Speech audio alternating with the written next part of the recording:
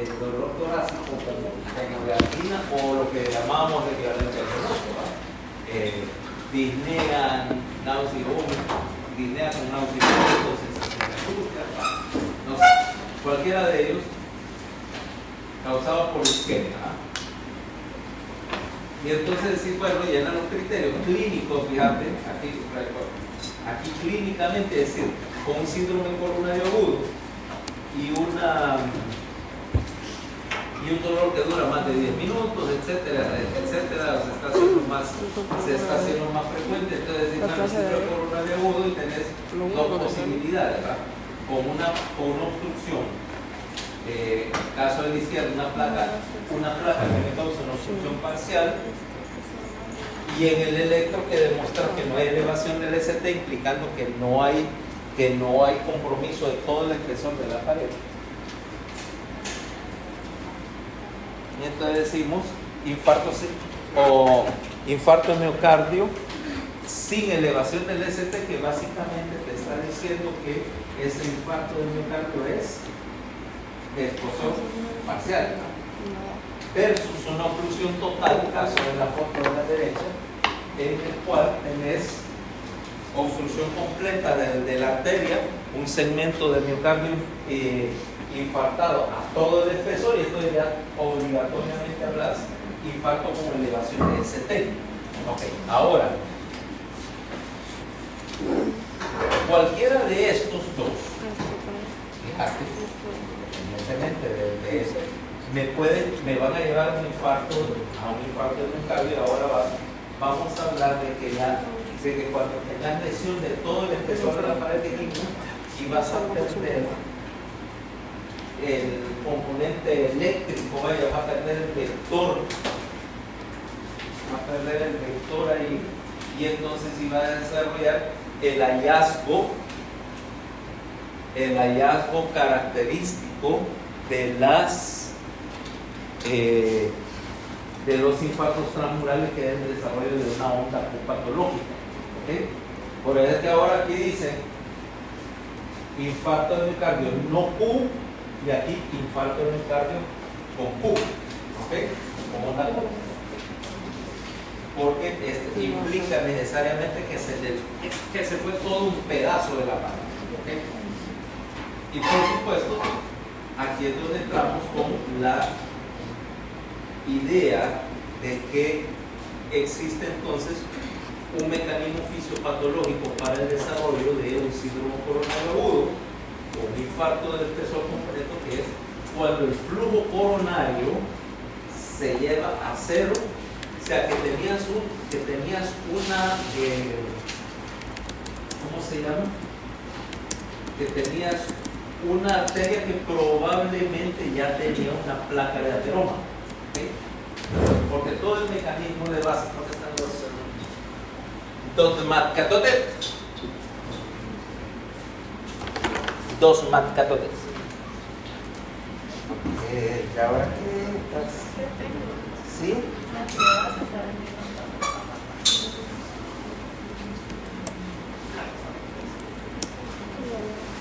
La no va a repartir un rato, pero primero vamos a ver la parte interesante. Después la ahí déjalo un minuto, que vino tarde, no es vino tarde y tarde apurado, mejor lo dejo fuera. Entonces, como te digo, la más tarde, si nos da tiempo, porque esto es más parte del contenido para la receta de Le Second de Cran. Le Deux creo que se dice en francés. Y no que me diga el que pueda hablar francés aquí, que no soy yo.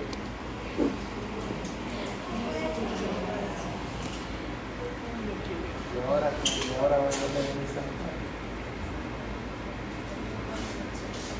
o sea, te estaba repartiendo la farmacocalavera, vaya. La de turno. La de turno, espérate que hoy te toca, vas a tener dos calaveras un día, te voy a preseleccionar para que tengas dos calaveras en menos de 2 horas. Pues sí, no me digas que no trabajo para recibirla, ¿no? Porque si uno no se gana una calavera así por aquí, hay que trabajarla para tenerla. en ese número y cantidad y hacer una colección tan grande en tan poco tiempo, hay que trabajar. Entonces, el problema de base era que tenías acá una arteria que tenía una placa crónica. ¿Ah? Placa. Y en ese momento ves que la placa tiene una oclusión de, qué sé yo, del 50% y el flujo está reducido, por lo tanto, pero en ese momento esa placa está estable. ¿Ok? Está estable, quiere decir que la oclusión ya la tiene, no está cambiando de ninguna manera específica, pero ahora vamos a empeorar la cosa, por supuesto. Y obviamente más acá, más distal a esto, hay un pedazo de miocardio que está dependiendo del flujo que pasa por el remanente de esa arteria, ¿verdad? Pero arruinemos la cosa, ¿verdad? Y ahora tenemos una placa que está inestable. Inestable quiere decir que en el centro de la placa, acordate que era lo que tenías, macrófagos cargados de grasa, vamos a hacerla espumosa, y tenías un, ¿cómo se llama acá? Realmente en la placa, lo que tenías era lo siguiente, macrófago lleno de grasa, y entonces esto se pseudoendoteliza, o sea, hay endotelio, pero el endotelio en vez de estar apoyado como aquí en la pared del vaso, está apoyado en un montón de macrófagos, en un montón de grasa, ¿va? Eso es inestable.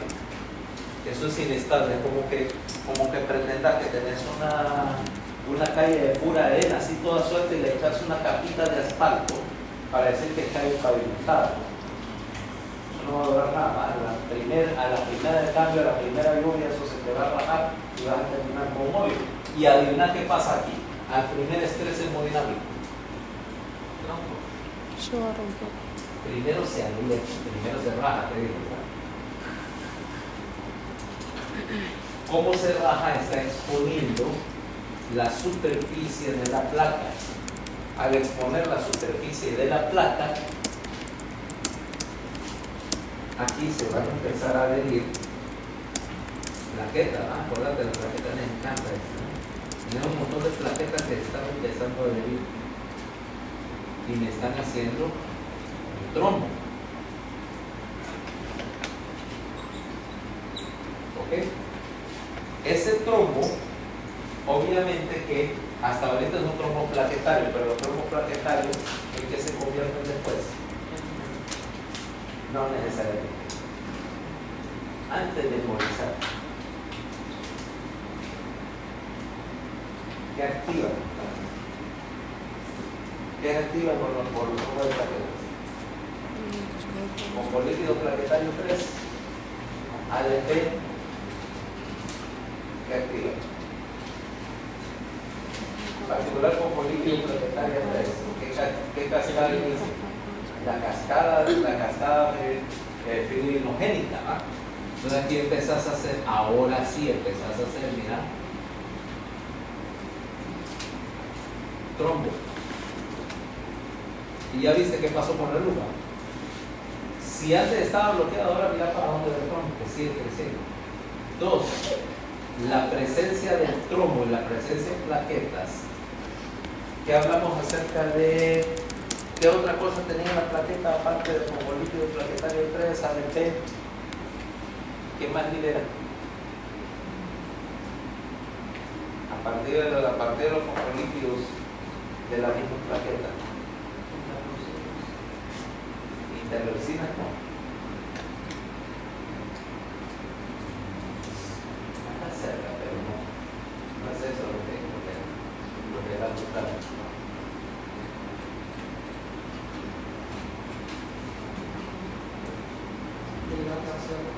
Ajá, ahora sí estamos hablando. Quiere decir que este trombo va a empezar a liberar, en particular, la cascada del ácido arquidónico. Cuando metas la cascada del ácido arquidónico, disparas inflamación, ¿no? Ahora tenés una placa inflamada, ¿verdad? Una placa inflamada, y la inflamación, entre otras cosas, va a liberar metabolitos que me hacen espasmo vascular, ¿ah? Igual a espasmo.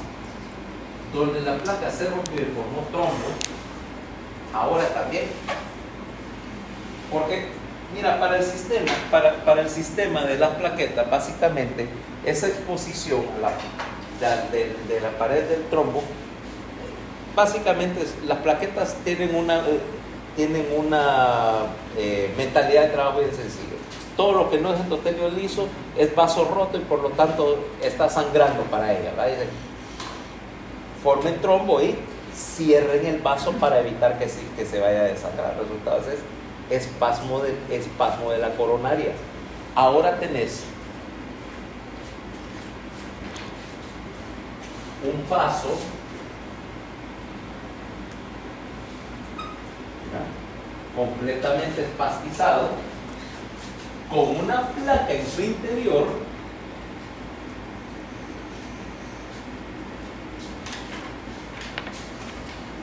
y un trombo. Resultado, mira, ahí no hay paso de ningún. La combinación de las tres cosas: espasmo vascular, inflamación, trombo y placa. Ahora el flujo ahí es de cero. Ese vaso está cerrado. O sea que cualquier cosa que estuviera distal a ese territorio es isquémico. Y como obviamente ese relajo no se va a resolver en 60 minutos,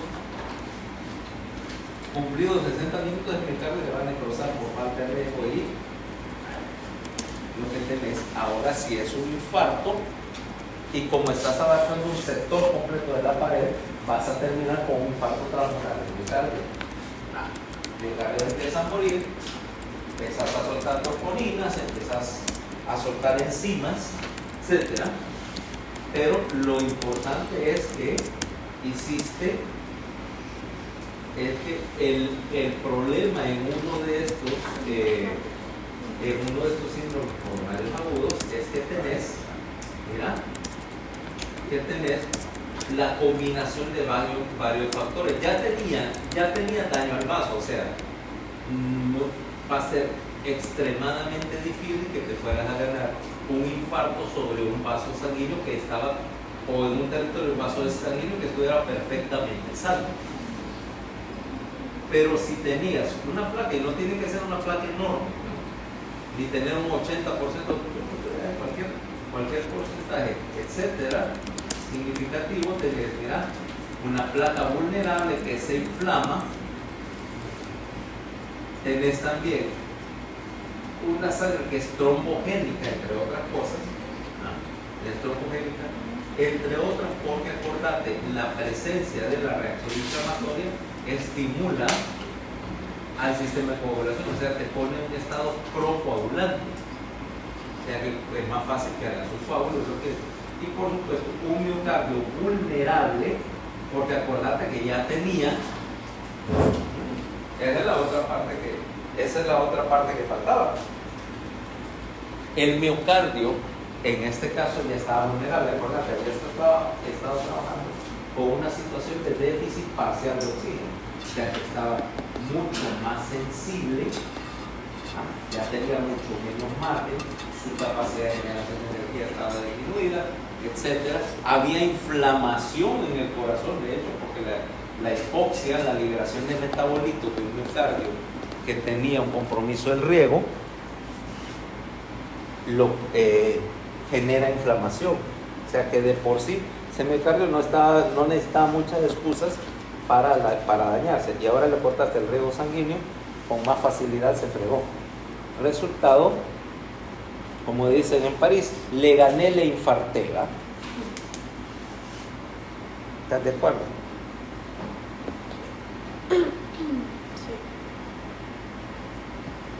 Mira, fíjate que te sale bien eso de estarte haciendo las enfesitas, ¿verdad?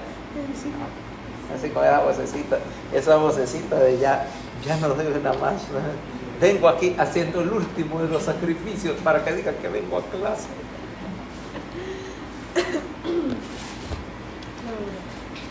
La verdad, sí. Este año es último. No, vos venís acá no porque estabas haciendo el último sacrificio, sino porque no querías hacer el último sacrificio. Si te quedabas haciendo de enfermita, Dulce iba a decir que te pusieras a limpiar el apartamento, ¿no? No, de hecho ayer no se me olvidó.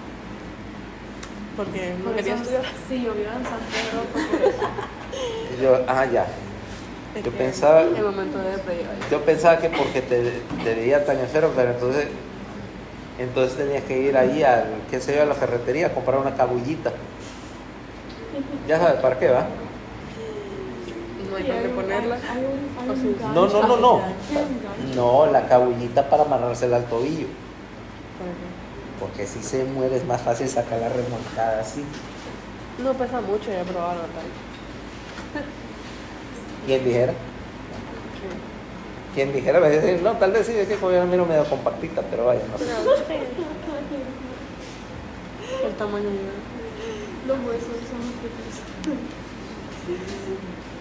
y otra vez. En todo caso entonces tenemos el problema de que mira, miocardio susceptible con miocitos hinchados, edema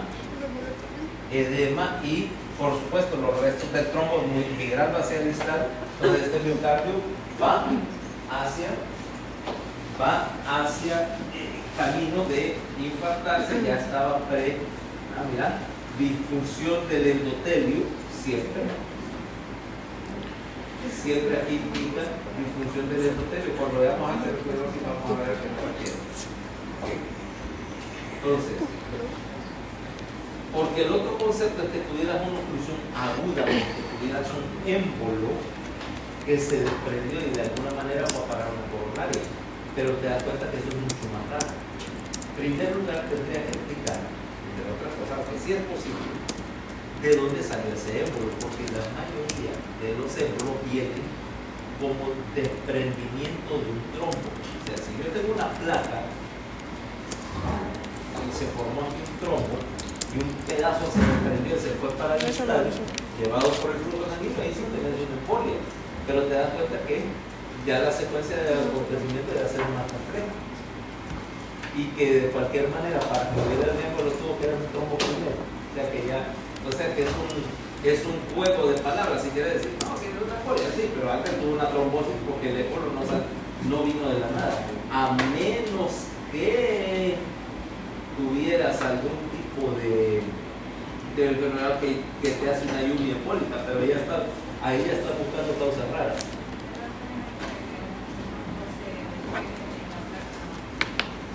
Acordate que no está agarrado de nada. Lo que formó el trombo, acordate, fue la disfunción y que lo que tenía en la capa de macrófagos espumosos y esos cargados de grasa. O sea que básicamente estás haciendo un coágulo, pero está agarrado, que no se ve, porque está agarrado del equivalente de una barra de margarina, ¿va? Entonces, eso no tiene ninguna resistencia mecánica. Y si tenías algo que causar estrés hemodinámico, perfectamente te puede desprender una parte o todo el tronco y mandarlo al distal. Ya, en todo caso el problema es el mismo. Tenías ¿cómo se llama? Una placa ahí como factor predisponente, factor inicial precipitante, todo lo demás complicación de una placa. Ahora, tener un émbolo espontáneo porque tuviste, qué sé yo, porque tenés un estado hipercoagulable, porque tenés una enfermedad que te causa una lluvia embólica, vaya una coagulación intravascular eliminada, una sepsis, algo así. Es posible, pero ya está buscando, ya te vas a cosas menos probables, ¿ok? Qué sé yo, puedo decir que hiciste un espasmo coronario, algo que cerró el vaso, que hizo espasmo, y lo mantuvo cerrado suficiente tiempo para afectar el bienestar, sí puede pasar, pero no es tu paciente típico.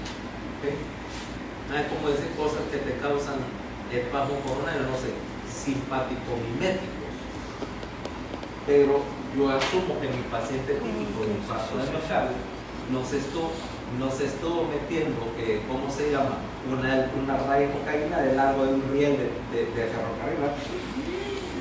¿Ah? y que por eso se ganó el spam. Si fue lo suficientemente tonto para querer imitar a Mick Jagger, eso ya no lo puedo predecir. Pero generalmente mis pacientes no son tan bobos como Rodrigo. Se acercan, pero no tanto. Ok, ahora, lo que te interesa es que la fisiopatología es clara, ahí. Ahora, ¿qué tal desde el punto de vista clínica? La clínica o la severidad te lo va a dar qué tanto miocardio está afectado, y esa cantidad de daño miocárdico lo va a dar varias cosas. Primero, el territorio que estés tomando, o sea, no es lo mismo tener una oclusión, qué sé yo, distal de la circunfleja, tener, qué sé yo, una oclusión que te bloqueó el tronco de la coronaria izquierda completo, ¿va? Y en el segundo caso, Dios te cuide, ¿va? De tener toda, qué sé yo, 50-60% de todo el miocardio ventricular en riesgo, incluyendo prácticamente todo el ventrículo izquierdo. ¿Qué? Eso no te va a ir bien, que si tenés un territorio chiquito de una ramita allá en la punta del ventrículo y que no te afectó mucho. Dos, si el vaso se ocluye totalmente o no. Aquí estamos asumiendo que el flujo es de cero, pero ¿vos crees que realmente se te deja? No, tiene un 1%, un 3% de flujo, y que la oclusión en este momento del 95% es casi lo mismo, ¿ah? Pero pudieras tener un infarto con una oclusión parcial, por ejemplo, es decir, se bloqueó el 75% de la luz del vaso y entonces lo que te queda es un flujo del 30%, el 30% hace que parte del miocardio se infarte, pero hay otra parte que logra sobrevivir porque apenas tiene para mantenerse vivo, ¿eh? Si desbloquean la coronaria, ese miocardio no se ha dañado y va a empezar a funcionar, que es la idea detrás de ponerte de destaparte una coronaria para salvar el miocardio sano. El que se murió está muerto. ¿No? O sea, el miocardio perdido está perdido, lo que vos estás queriendo es rescatar, porque acordate que vamos a ver que hay un círculo vicioso que involucra. 4. El riesgo colateral, al de 4, el riesgo colateral no es lo mismo, ¿vale? Tener una coronaria bloqueada. Tomemos un caso, tomemos dos personas de iguales circunstancias. Tengo yo que no hago nada, no hago mucho ejercicio, no tengo actividad física, etcétera, y por lo tanto no tengo mucho desarrollo de circulación colateral en el miocardio porque no lo exijo mucho. Y viene, qué sé yo, alguien de mi misma edad y masa corporal, pero que tal vez vaya, es guardia de seguridad, ya en la bicicleta de trabajo a su casa y viceversa, y pedalea, viene en su bicicleta, los dos nos ganamos una oclusión igual, a él le va a ir mejor porque, claro, el ejercicio es lo que abriera colaterales y parte del miocardio en riesgo está todavía subido por las colaterales y no le pasa nada. Yo no tengo colaterales y cuando tengo una oclusión, todo el territorio sí se va. Sí se va al diablo. ¿Ok? Luego, sí, la demanda de oxígeno del miocardio, ¿va? ¿Qué tanto estoy trabajando? No es lo mismo ganar un infarto en condiciones basales que ganar un infarto si estás hipertenso, si estás hiperdinámico, porque esa es la otra causa. Un síndrome coronario agudo y un infarto no necesita. Aquí te puse el caso típico en el cual tenías una placa de inoculación, pero veamos el otro mecanismo, que no es por complicación con el aporte, sino por problema de la demanda. Con él, viene Andrea y tiene tenés una placa de ateroma. ¿Okay? Tu miocardio tenía una placa de ateroma tal que tu miocardio recibe el 50% de la sangre que debería recibir. Ahora, y eso está bien porque estás ahorita con 50% también y no tenés síntomas.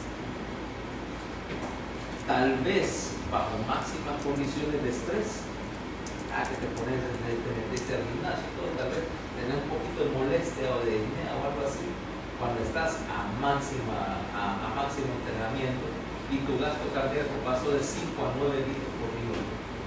Pero ahora te voy a dar algo que necesitas mucho más de 9 litros por minuto para mantenerte trabajando y te doy un choque séptico. Estás en cuidado intensivo con un choque séptico que no tenía nada que ver con un infarto en principio, pero tu demanda ahora de oxígeno y tu gasto cardíaco sube a 16 litros por minuto, que es perfectamente válido. Ahora sí te ganaste un infarto. ¿Qué fue exactamente lo que me pasó a mí? Una conclusión decente de un 75% nada más. O sea, pero nunca había tenido síntomas. Mi problema es isquemia en el miocardio y yo tenía electro periódicamente. De hecho, el electrocardiograma no tenía problemas para hacerlo uno, porque el electrocardiograma lo tengo en mi consultorio, ¿verdad? Y me había hecho varios, porque generalmente cada vez que no sé qué tiene que ver, que te vas a meter a alguna actividad de riesgo y te piden, hágase un electro para ver si no le da un infarto. ¿De qué? No, por el susto, no me gusta nada, pero bueno, ya que le gusta, pues no me cuesta nada, miren que este electro está normal. Claro, yo estoy en ese momento, incluso en el gimnasio, yo estoy con un gasto cardíaco alto, pero mi coronaria lo estaba manejando súper bien. Me gano una rhabdomiólisis. Me gano una rhabdomiólisis, empezó a manejar la rhabdomiólisis. Y una de las cosas con las que puedo manejar es que manejas un volumen, tienes que manejar un volumen urinario bien alto para que no se te tape el tubo rectal. Ok, me quedo acá con patolito, necesito 6.000 cc de líquido, o sea, 6 litros intravenosos diarios por infusión continua más el refrigerador del carbonato. O sea, es sobrecarga de volumen nivel Aquaman, donde te estás metiendo más de tu volumen sanguíneo circulante en 24 horas por bomba de infusión. Larga, más el efecto tóxico de toda la hemoglobina circulante en el sistema. Las dos cosas sí dieron suficiente aumento en el consumo de oxígeno para ganar un infarto. Para ganar un infarto, sin embargo, tengo reserva cardíaca. Yo no estuve disney con un momento de infarto. No me dolía el tórax, ese era el problema. Pero no tenía nada, o sea, sí estaba infartado, pero se cumplían, qué sé yo, territorio suplido, no suficiente para causarme el compromiso de lo dinámico. Que si el vaso se ocluyó, no se ocluyó del todo. Duración de la oclusión coronaria, bueno, eso es difícil de saber. La cantidad o la demanda de oxígeno, que en este caso era más que la oferta. Acordate, el miocardio se infarta cuando la demanda de oxígeno es mayor que la oferta, al grado de que el déficit de oxígeno es suficiente para dañar el músculo cardíaco. Ese es el mecanismo fisiopatológico esencial.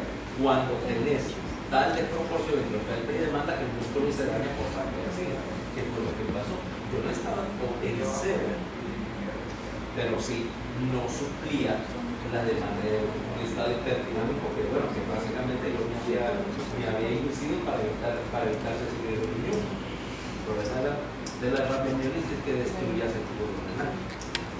Porque si la alternativa era entregarte el riñón y terminar en diálisis. Ajá. Yo no estaba buscando un infarto deliberadamente. Primero ganar. Yo pensaba, voy a limpiar, bajar la creatinina, me quito los dichosos suelos y todo muy bien.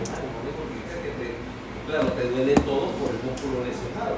Pero considerando que había estado subiendo escalera aquí al aula, con todo en la mano, no creo que se fuera a ir peor. Después me preguntan que cómo hacía yo, porque el único problema, ¿sabes?, que encontraba yo con eso desde el punto de vista clínico era subirte al carro.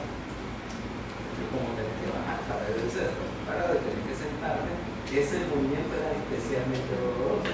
Ya una vez en el carro, bueno, aunque me doliera, pero podía manejar. luego bajarte el carro, pues no era tanto. No era tanto, pero sí, yo no estaba pensando en la mitad, o sea, tampoco estaba queriendo coleccionar cicatrices en el carro. Pero pasa, ¿vale? Nunca tuve una oclusión completa, sí tuve una Q y todo lo demás. Sí tuve una Q, no quedó una cicatriz en el tronco, ¿no? Te digo, parte de como se revascularizó, parte del corazón. Ahí la parte obviamente que se pudo, pero no tanto como para que se me. Dos, y eso es lo importante, la adecuación de la perfusión en la zona infartada. Cuando vos desbloqueas y vuelve a circular sangre, si hay suficiente circulación ahí para recuperar el miocardio que se iba a morir. ¿Okay? Ahora, presentación. Ahí dice, más o menos la mitad de los casos hay un factor precipitante, por ejemplo, ejercicio físico vigoroso. Ese es el clásico puesto de, qué sé yo, tiene, qué sé yo, Mauricio, y nunca ha hecho ejercicio en su vida, pero se gana un viaje y se le ocurre subir las escaleras de Machu Picchu aquí abajo. Y claro, no ha terminado de subir las escaleras, ahí sí ve al Machu Picchu, ¿no? Lo bueno es que como le dio aquí no para arriba, es más fácil hacerle llegar a arriba porque que ruede escaleras abajo. ¿Ok? Un estrés emocional, por supuesto. Sí, no, que voy o en tu caso que vos venís y le decís a tu mamá, tengo que confesar que hay algo creciendo dentro de mí. Tu mamá, un infarto, sí, es que fíjate que me hice un examen de ese y salí con parásitos. Pero a tu mamá le dio el infarto igual. Y mira, salió por el examen de eso. O una enfermedad médica o quirúrgica, eso sí es más importante. Un paciente, o sea, la idea es que tenemos un paciente que ya tiene una oclusión coronaria parcial no diagnosticada, pero me pasa a mí, desarrolla una patología médica y se infarta. ¿Okay? O, vaya, fulano de tal tiene una oclusión coronaria parcial, no tiene síntomas, nunca se ha diagnosticado, no tiene tromboninas altas, pero lo meten bajo estrés, en cualquier cuestión, estrés fisiológico. Bueno, tuvo un accidente de vehículo, una fractura, hay que operarlo, claro, la demanda del sangrado, la demanda de la anestesia y todo, los pacientes se te infartan en el quirófano, o justo después de salir de él, se te infarta en recuperación. Es una de las razones por las cuales a un paciente, felicito a todos los que tienen más de 40 años, o aunque no tenga 40, pero que tenga circunstancias sugestivas, se le hace una evaluación preoperatoria, lo que se llama, le pedí lo que se llama el índice o la escala de Goldman, que básicamente lo que te está teniendo es la probabilidad de que hagas una mortalidad cardiovascular por el estrés de la cirugía. ¿Okay? Dice, desde grado 1, que es paciente que no tiene ningún mortalidad, especialmente no aumentada, hasta un paciente con un Goldman grado 4, que básicamente es un paciente en extremis y que dice mortalidad arriba del 60% por el procedimiento. Dice, bueno, básicamente eso es lo que le está diciendo a los anestesiólogos. Bueno, si usted lo opera, si considera que realmente no tiene otra opción, ¿no? Es un caso de urgencia tal que bajo la advertencia de que probablemente la movilidad cardiovascular vaya a ser el problema, ¿no? Si usted lo necesita, bueno, lo mejor busque otra cosa que hacer. Entonces, acordate,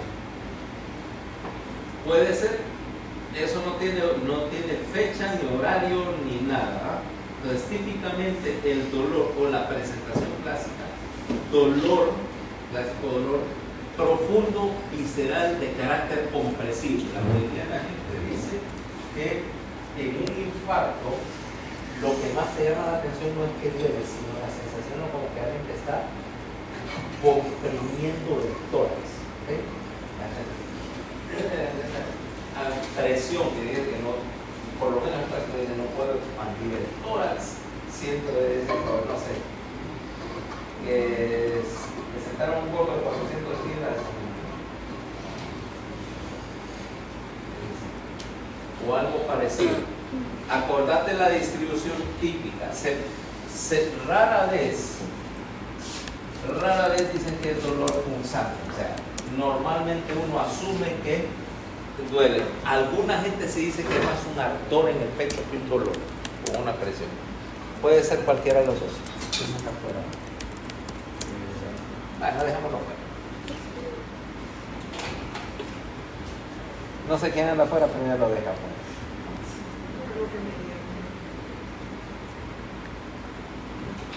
Sí, yo que tengo la culpa que ustedes sean como incontinentones, me voy a dejar atravesar a cada rato. Sí. Yo a las niñas no le digo nada porque al final yo sé que eso es propio de tener una vejiga que tiene entre 5 y 7 cc de capacidad, ¿verdad? Sí, es más, pregunto, ¿cómo hacer, por ejemplo, para venir desde tu casa de las vacaciones? Porque venir desde la bus normalmente no tiene baño ahí adentro, eso que, y tu autonomía es como de 9 minutos en un viaje. ¿Cómo era? No, solamente no me Yo pregunto, bueno, mira, no sé. Lo que pasa es que a mí no me convence eso. Acordate, yo tengo una hermana. Mi hermana era clásico. Cuando éramos niños. Papá decía, vaya al baño antes de salir. Iba al baño. Regresaba y cuando sacaba el carro, creo que no llevamos a la cana. Papi, pues que vamos a ir al baño. Sí, pero tenía una autonomía como de 50 metros. Y no es muy diferente todavía, ¿no? Bueno, o sea, en cuanto a autonomía, en cuanto que sí, ya no se parece a como era. O sea, 50 años y 300 libras después.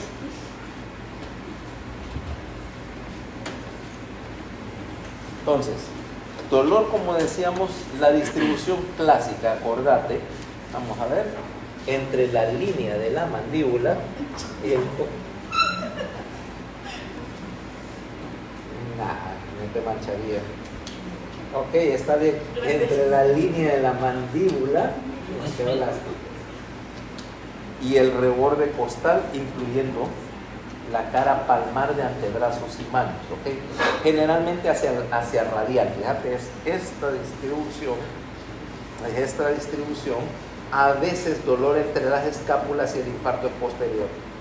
Muy rara vez o nunca dolor arriba de esta línea de la mandíbula, porque aquí ya no puedes referir dolor.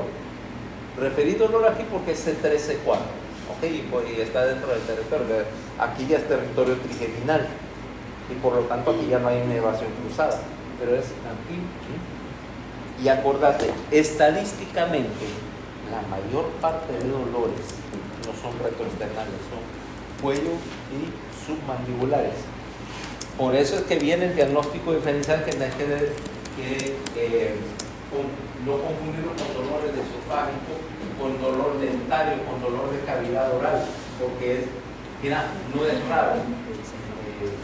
Ya me lo han comentado varios amigos que son dentistas que les han mandado pacientes con dolor dentario y no me parece raro y se lo mandan a un colega médico y es un infarto, ¿no? Pero el riesgo, te imaginas el riesgo de, claro, lo revisan y no encontrar, o lo revisaron de hecho, no encontraron ninguna patología oral, pero el riesgo de decir, ¿cómo se llama? De hecho, por eso le dicen este tipo de las anginas de Ludwig o algo así, pero te dan dolor aquí, entonces el dental es un tipo de infección pero el riesgo de pensar que tiene alguna patología intraoral y mandar un infarto a la casa. A mí me mandaron uno una vez. Paciente con dolor de inicio súbito en el brazo izquierdo. Oíme bien esta historia para que vean cómo viene el no hacer semiología. En esos días yo el consultorio tenía en la ventana, en la segunda planta. Llego yo temprano y estoy preguntándole a la secretaria no sé qué cosas. Y veo un paciente subir por las escaleras. Frío, pálido, helado, porque caray, me estoy muriendo. Se acerca el paciente, bueno, allá al lobby, le pregunta a la secretaria, dice, ando buscándolo por poder. Pero soy yo el que puedo ayudarle.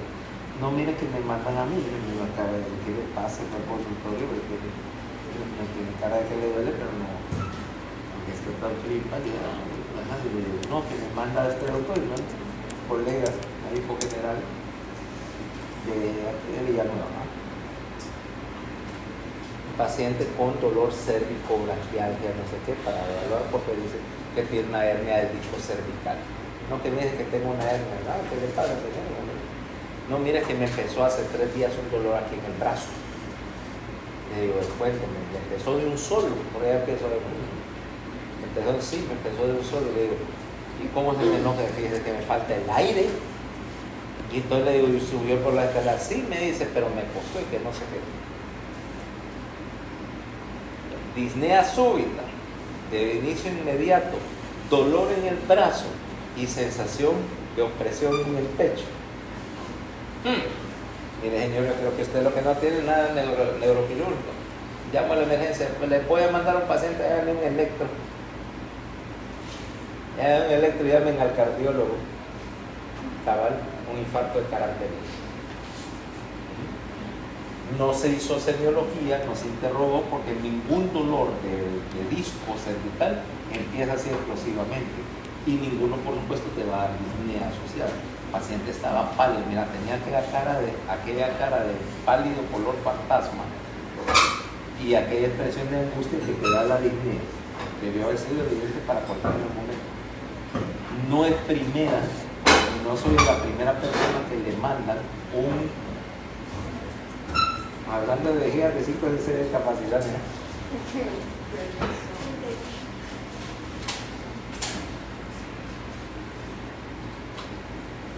Entonces, ¿ves lo que te digo? ¿Cómo diferenciar ese dolor de inicio brusco? El paciente, aparte, el paciente dice, ¿qué estaba haciendo cuando le empezó el dolor? Tienes 2 posibilidades.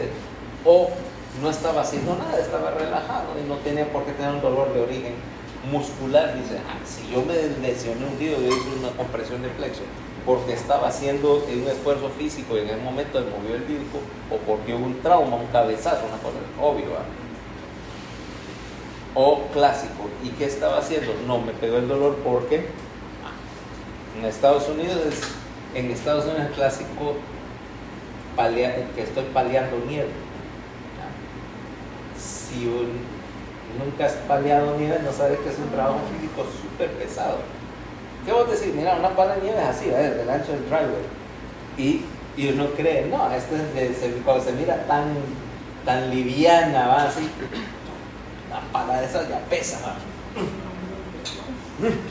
Entonces, paliando y con más el esfuerzo físico aumentado, el hecho de que está menos no sé cuánto bajo cero. Aquí puede ser por varias cosas. ¿Qué te parece? Puede ser en la canchita, ¿va? En la canchita, o sea, típico señor ya de mi edad, ¿va? Gordito, se mete unas 4 cervezas, le pega una gran hartada a la vez y luego se va a jugar a la canchita y en la cancha, cuidado, porque muchas veces el dolor es epigástrico también y no le dio una congestión porque le dio una gran hartada y se fue a jugar fútbol, le está dando un infarto de cara diafragmática. Por cierto, dolores de cara anterior, uno ya ve él, infartos de cara diafragmática duele el epigástrico, no necesariamente el tórax. Infarto de cara anterior sí duele, sí puede dolerte más retroesternal, pero a veces no es concluyente, pero el dolor te dice dónde. Entonces, miren, no es que el gordito no es que mira todo lo que se comió, ahora lo que tiene una congestión, congestión mi pie y luego lo van a sobar y el paciente se muere. Se muere a la noche en la casa. Está tranquilo supuestamente porque el dolor mejoró y luego le da una arritmia en la noche y amanece muerto. Y no, y se murió de una congestión. Se murió del empacho. Y eso es lo cual uno decía, no, mira, Valeria está viva. Sí, a pesar de no sé cuánta cerveza, pero ahí está viva, y coleando. Porque dice que en los pacientes con diabetes mellitus no presentan dolor. Ya vamos para allá. Esperad, ya. En las mujeres también no presentan. No, hasta un tercio. Acordate de eso. Bueno, estamos hablando, primero veamos con lo que te duele, luego con lo que no le duele. Entonces, si tenés todas esas circunstancias, entonces vos asumís que el paciente, como decíamos, no necesariamente piensan que el dolor tiene que ser obligatoriamente retroesternal. Uno tiene que pensar en la posibilidad de un paciente, particularmente si hizo un esfuerzo físico, no sé, que pudo jugar en la canchita o el carro no encendió y se puso a empujar el carro, o algo parecido y se la ganó. Ahora, hasta un tercio de pacientes, no, particularmente los diabéticos, no tienen dolor porque el dolor visceral del infarto de miocardio es transmitido por una fibra no mielinizada, es la primera que se friega en una diabetes. Entonces, sencillamente no sentís dolor referido. 2, acordate que como eso el dolor es una cuestión de percepción y alguna gente de particular característica de personalidad semidestoico no me duele. Es una opresión, me molesta, no es dolor, o sea, yo sigo caminando. Si lo ves, por ejemplo, en la gente que es de área rural, tú ves fulano de tal, que es campesino, está acostumbrado a una vida dura y dice, dolorcito en pecho, no me detiene y yo sigo, y le duele, no me duele, sí le duele, pero no a su brazo tercero. En segundo lugar, algún grupo de pacientes que con ese en negación, no me puede dar un infarto a mí, no, que le dé el pecho, sí, no será un infarto, no, porque la gente tiene la idea de que cuando te da un infarto y vas para el suelo y no todos. Entonces, y gente dice, no me puede estar dando un infarto a mí, o dice, ¿por qué me va a dar un infarto a mí si yo nunca he padecido el corazón? Será otra cosa. Incluyendo, como te digo, gente que debería saber mejor. Un infarto, no, pero espérate, dame una cucharada de bicarbonato y un vaso de agua, porque es una epigastralia, es una gastritis. Y si como quien dice, además, nunca me ha dado infarto, y a pesar de que dicen que tuvo una rabieta en sala de operaciones, pero eso es bueno. Que tiene de raro, es otra rabieta si yo tengo 365 rabietas al año durante 40 años, dice, y nunca me había infartado antes.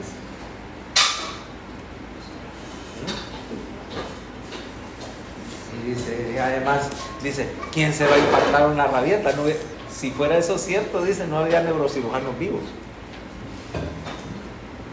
Sí, porque no tener eso te lo enseña en segundo año. Seminario en la semana, cómo hacer un buen berrinche en sala de operaciones. No, porque si no van a creer que sos oftalmólogo, no es así, no te dan el título. Hay que saber, sí, porque es que no es cualquier berrinche así cualquiera, si no soy niño, un berrinche creativo y generalmente extremadamente destructivo.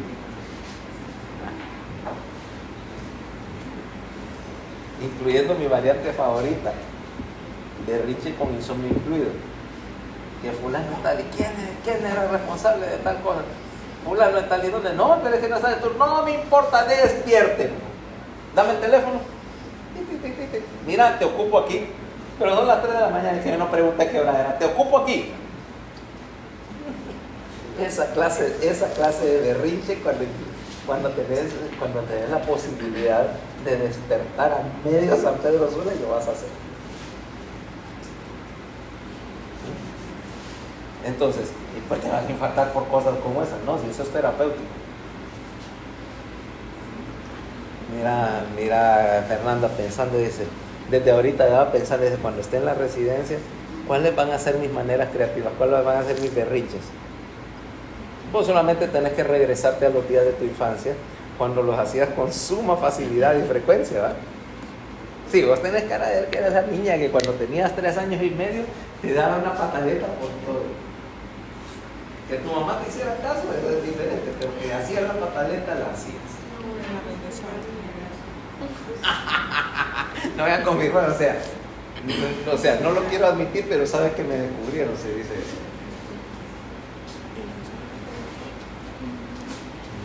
Vos sí tenés cara de que no hacías rabiosas, más que nada porque te dan todo lo que te dices. Sí. Sí, a ver. ¿Qué era lo que vos pudieras pedir todo el día? Mira, los fines de semana imagino que no se te podía llevar por ningún lugar que podías salir porque invariablemente querías salir como mujer, pero ya por el otro te seguía. Fernanda, ¿qué crees que pasaba como o pidiendo en el pasillo de los juguetes de Gaby? Tiene cara de que no la termino de buscar.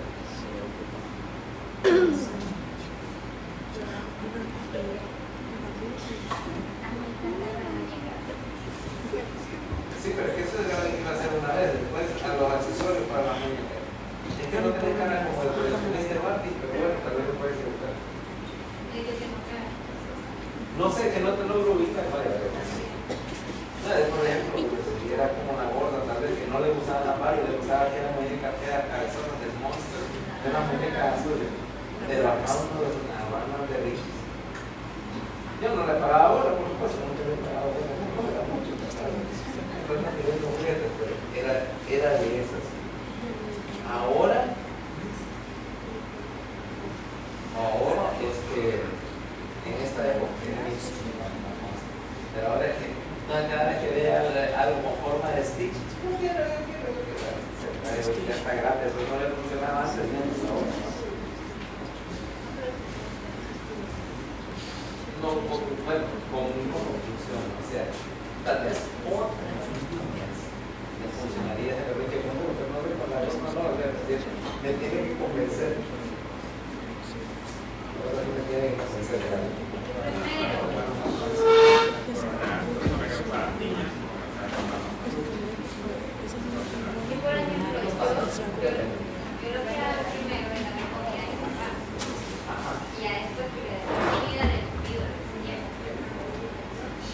En ese sentido, es más fácil. Es más fácil que me convenza a mí porque él casi nunca pide cosas. Casi nunca pide cosas. Lo que pasa es que cuando pide cosas, generalmente es más fácil de razonar que ahorita no va, porque aquí lo que lo engancha son videocosas. Son videocosas que si quieres, una vez le dices no para el final del año, que si ya salió, qué sé yo, la tal consola, ¿verdad? Pero es negociado. Sí, es negociado. Es negociado que si quieres, ahorita que está, que quieres Steve. Ahora que digo, demostrarme que te lo mereces. Pero ahora hay una época que no se podía salir con ella porque siempre quería algo. No. Ya tenés 20 años, ya estás en la universidad. No es a los 7 tenía 20, ya está en la universidad, deje de pegar. Ya la deje de dejar, sino en el pasillo del pastor del supermercado. No, está muy corto. Sí, porque si no se traía todo el pasillo de los cereales. Ok, entonces.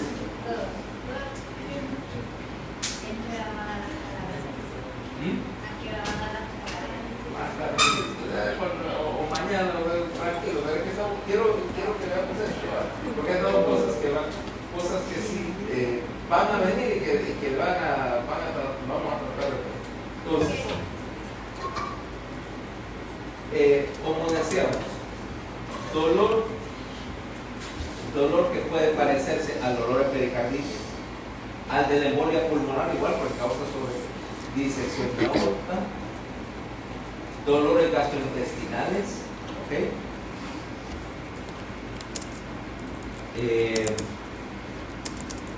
Dolor al trapecio no es típico de los pacientes, a veces sugiere pericarditis, es cierto.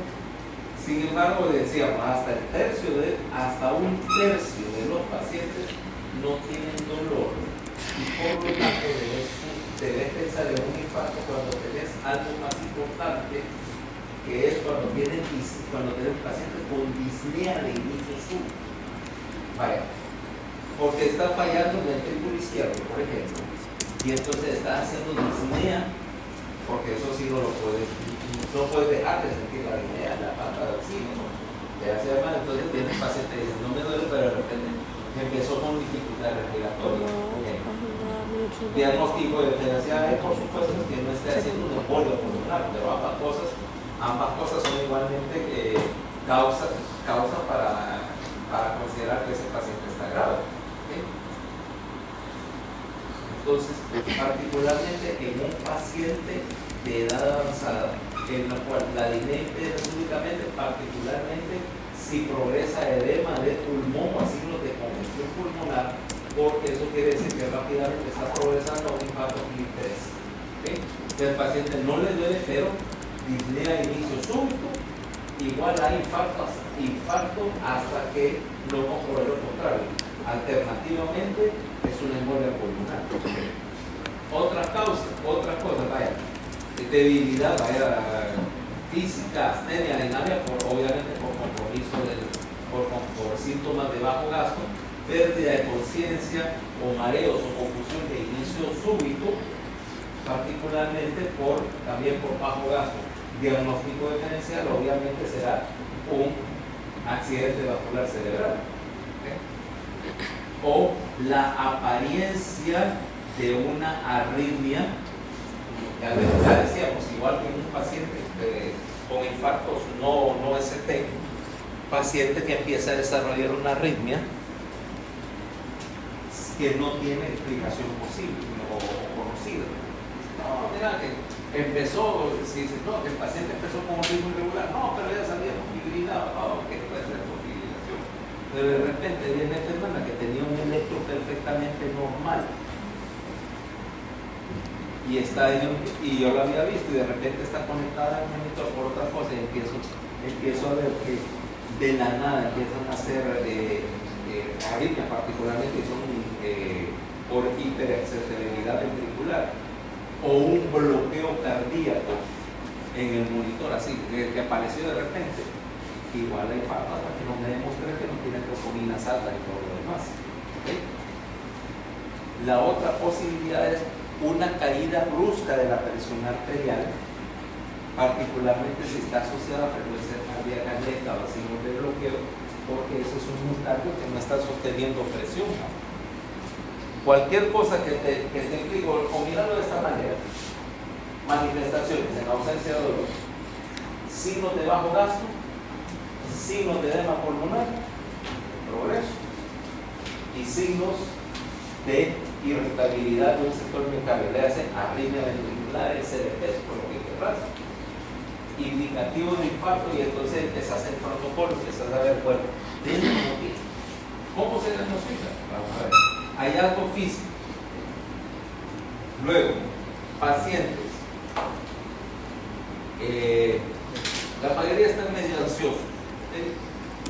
No tanto que se muevan mucho en la cama, sino que ellos tienen, por alguna razón, esas lesiones vasculares te dan una sensación de angustia, o sea, se sienten agudamente enfermos y te lo hacen saber.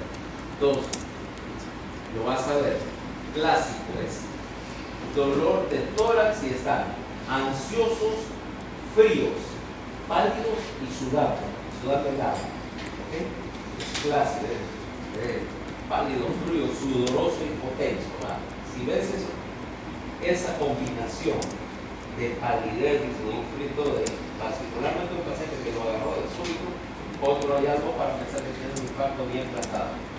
¿Okay?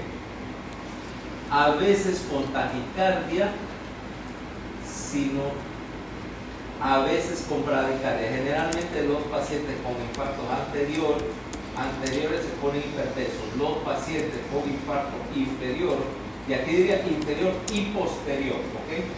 Inferior aquí de la pleca, posterior, te muestran evidencia de bradicardia y hipotensión porque tienden a bloquearse, ¿ok? A hacer bloqueo o un bloqueo de radio, ¿ok? Cambios en el sonido cardíaco, depende. Una cosa importante es cuando tenés un paciente que tiene un ritmo de galope, con un tercero de ruedo un cuarto ruedo cardíaco, en particular si ese ritmo de galope no lo tenían antes. O sea, eso, si apareció de súbito, implica infarto y un infarto de gran volumen porque implica disfunción grave del ventrículo. Ya llegaron ahí en serio cardiovascular.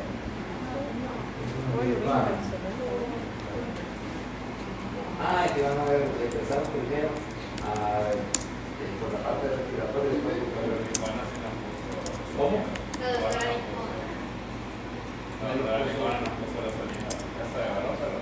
Ok.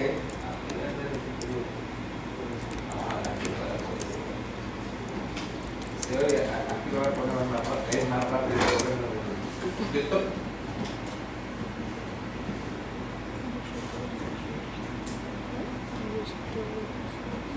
A ver si se oye con este teléfono. Ahí va.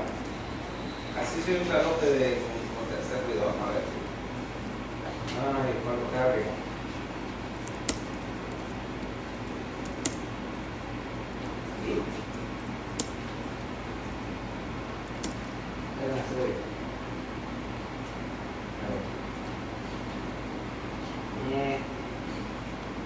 Pero quiero uno que se oiga. A ver esto.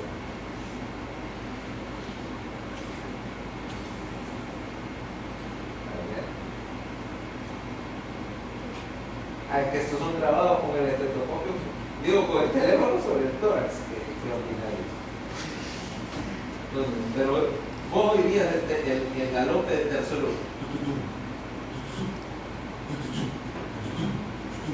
Generalmente lo vas a notar más cuando está taquicárdico el paciente, que en este caso.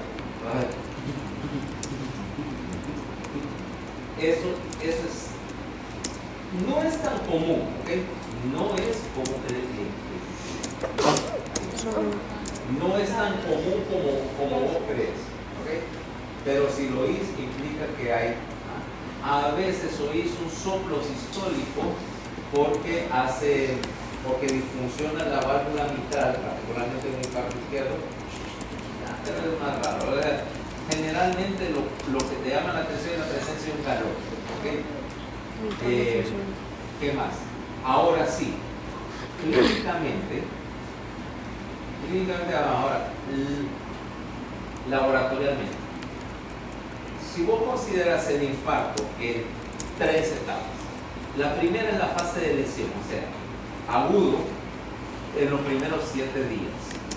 De ahí vas a pasar por una fase de cicatrización en la siguiente, desde los 7 días hasta cumplir 4 semanas, y un infarto ya en fase cicatrizal, ¿va? Donde tenés más de 4 semanas. ¿Sí? O sea que vas a encontrar que ahí hay una serie de respuestas, porque cuando tenés lesión, eventualmente vas a generar un proceso inflamatorio, ¿va? Limpiar las células, y se supone que en la fase de cicatrización vas a tener una segunda fase donde tenés limpieza por monociclo y macrófago de las células, donde vas a empezar un retraso con cicatriz fibrosa,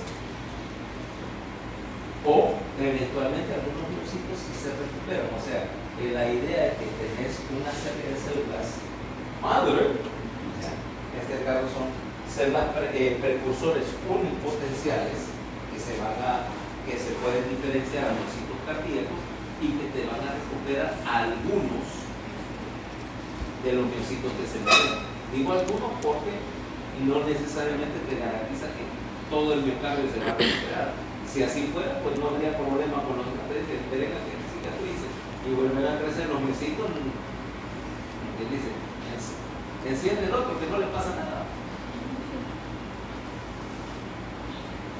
Pero no esa recuperación, eso de las células madre cardiovasculares, no está todavía, pues todavía no se sabe por qué es lo que lo induce, y parte de la investigación ahora es ver cómo se induce a las células precursoras a que fabriquen nuevos miocitos cardíacos, porque te ganaría una ventaja. Imagínate, tengo un infarto y en las primeras horas del infarto me revascularizan y por el mismo catéter me indujeran o me inyectan células madre o algo que les induce a progresar, y entonces te vuelve a crecer el miocardio.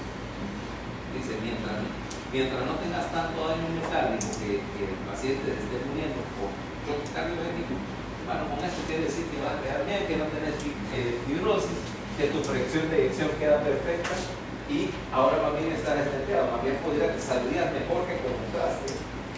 Y si haces un poquito de modificación de tu estilo de vida, es básicamente tu mortalidad cardiovascular llega a cero, se hace dejar de echarle mantequilla, cubriendo la tortilla así con mantequilla y luego echándole chicharrones a todo lo que comes para que como que piden, ¿no? Deje de fumar, haga ejercicio de vez en cuando. Una mesadona que no te ayuda de nada. Eso bueno. Agarrar la dona de la glaciada por ejemplo, la marquisa en medio, agarras la crista de bacon, la pones así como que fuera un pelo, es el pelo así. Incluso alguna gente le echa así, o las donas glaciadas con jarabe de maple, el bacon queda.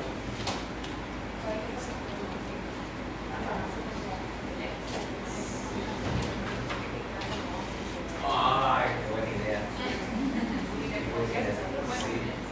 No, eso es como cuando vas a ver diferentes restaurantes y entre que te trae la jarrita de jarabe de maple, agarras esa chichita de relleno, remojarla en el jarabe, sí, o el bacon en el jarabe antes de echarse para el paquete, o incluso dejas el bacon un ratito en el jarabe para que se infiltre, y te lo comes y luego le echas el jarabe ya infiltrado en el bacon a los paquetes o a los waffles.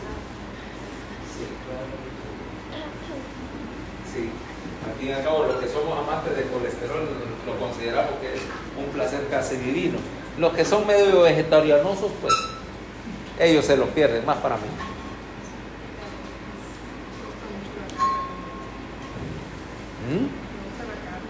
Sí. No, yo soy, admito que yo no me puedo resistir ante los placeres de la carne. Cualquier parte del tejido bovino térmicamente tratado, esa es una tentación que yo no puedo resistir. Tejido bovino.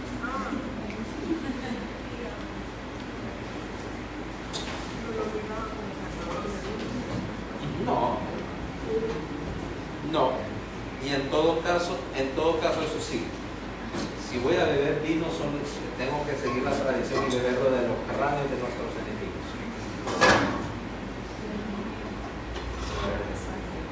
Sí, nuestro vino sabe mejor cuando lo bebemos de los cráneos de nuestros enemigos. Es más, tengo un par de tazoncitos así no para escribir realmente ahora, pero que son así con forma de calavera, para seguir el tema.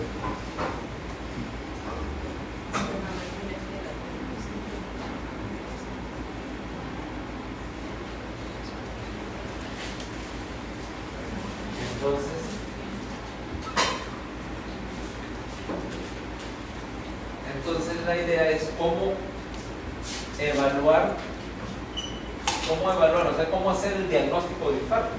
Porque obviamente acá estamos cayendo a la idea de que la clínica te está sugiriendo, te está indicando que puedes tener un infarto, pero no te lo confirma. La confirmación implica la demostración de por lo menos aparte de la química, por lo menos una de las demostraciones. La primera es demostrar electrocardiográficamente que hay lesión de miocardio en un área, generalmente también con fines pronósticos. Dos, la presencia de marcadores de lesión de miocardio, de daño en el músculo, le hace principalmente troponina, porque son las que son específicas. Las otras enzimas, pues, como apoyo, obviamente, si tenés troponina positiva, CKMB positivo, ¿okay? y electropositivo, pues el diagnóstico está bien cimentado. ¿Sí? Si no, decíamos, por imágenes cardíacas, o sea, la tercera forma es demostrar que hay disfunción de la contracción miocárdica en un estudio cardíaco, que ya sea por ultrasonido, o sea, por ecocardiografía, o por resonancia magnética, que ahora es lo que se llama resonancia magnética, cardiac NMR, que básicamente lo que compensa los artefactos de movimiento. ¿Okay?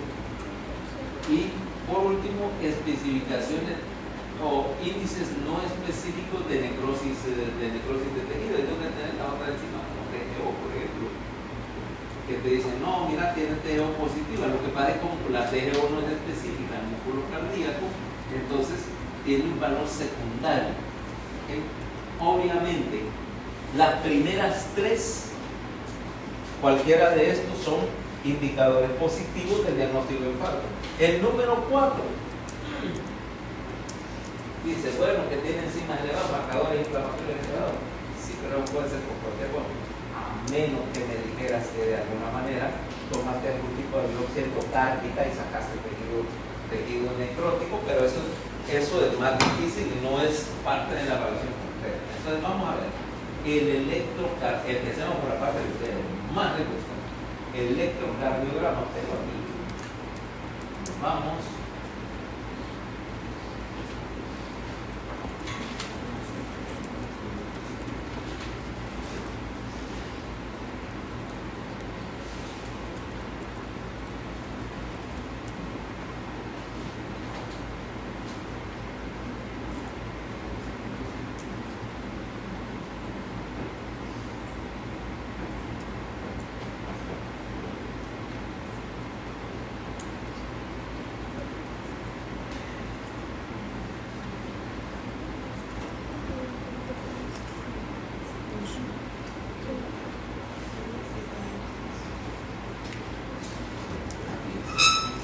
La idea de la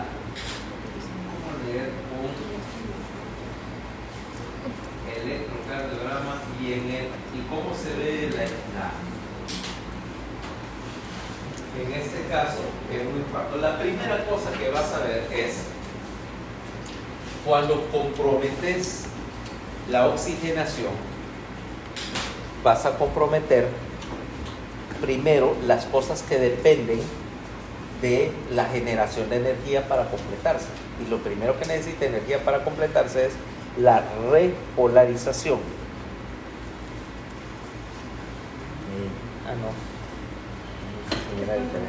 No, es que por el aspecto se miraba como que fuera más, como más terciopeloso, pero no es normal. Te vendría bien uno azul y con así como más peludo. Sí, tipo, no, como Cookie Monster, fíjate, te vendría bien. ¿Alguien más salió? No. Ah, sí, acaba de salir alguien. Ya entró. Ah, Sí, ya entró. Ya entró. No, tranquila, de ahí no hay nadie más atrás. Entonces, como la repolarización es lo primero que se afecta, la primera cosa que vas a ver es una onda TEX invertida simétricamente. ¿A qué me refiero con esto? En condiciones normales, esa onda T se veía, línea en azul, mira, se veía así. Ahora mira qué es lo que pasó. se dio vuelta y ves la característica onda T de isquemia está invertida y es puntiaguda. Mira, esto es una onda T de isquemia, tienen que ser invertidas, puntiagudas y bueno, altas no, profundas. ¿Okay? Esto es en plazo de minutos. En ese momento realmente no ha cambiado el QRS porque todavía el ventrículo tiene zonas vivas, están contrayéndose, están generando vector normal en la repolarización y a la que empieza a irse. ¿Ah? Pero si tenés un rato más allá, o sea, más de unos minutos y ya no solo la repolarización se afecta, sino también esa transición, esa meseta, acordate, el ST y el punto J representaban la meseta, ¿va? El punto en que no hay movimiento eléctrico, pero sí tenés los canales de potasio cerrados y el potasio no se puede movilizar para afuera, ¿va? Para iniciar todo, para reiniciar o resetear el proceso. En ese punto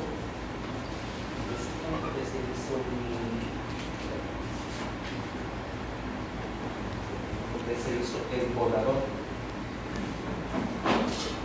Andrea, ¿dónde escondiste el poblador? No me lo vuelvo a llevar, no sabía. Valeria se lo llevó a algún lado. Marcadores apestosos y borradores apestosos. El borrador no estaba apestoso, a menos que... No sé, porque iba a estar apestoso el borrador, el marcador. Esto es una batería. Eso con un lapicito de... No, o sea, tiene cables de los tres tipos. Pensé que era un lapicito que estaba... No, es que tiene los tres cables. Sí, tiene Lightning, tiene micro y tiene... Sí. Entonces, el siguiente punto es, mira, lo que sucedió acá. Lo que define, de hecho, este tipo de infarto es que mira dónde se metió el punto J. Se tiró para arriba, o sea, ves que, y luego el segmento ST que está acá, mira,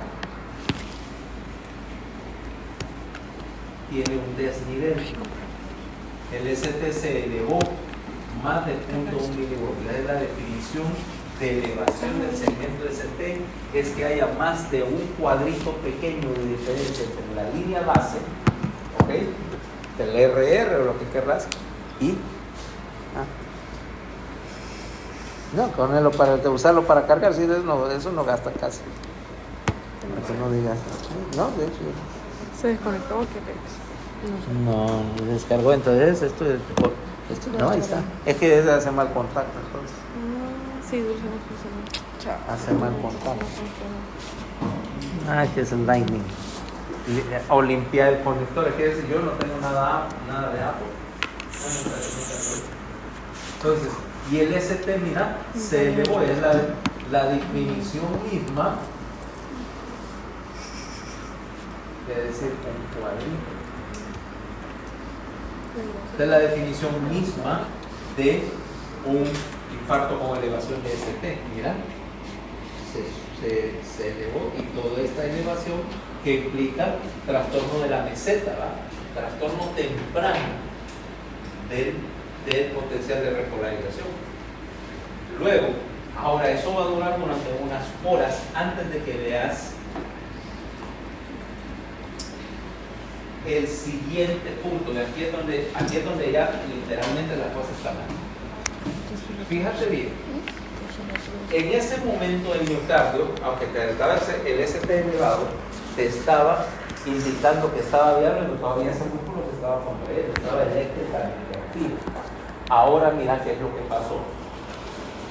Normalmente este QRS se hubiera visto así.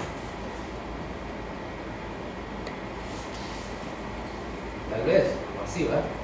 Pero cambió a lo que tenemos ahora, es la onda Q de infarto. Ok. Esa Q que aquí te voy a hacer en rojo, mira,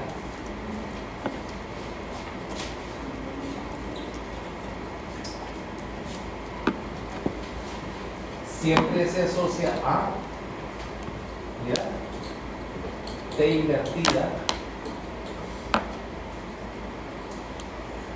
Q de infarto. ¿Ok?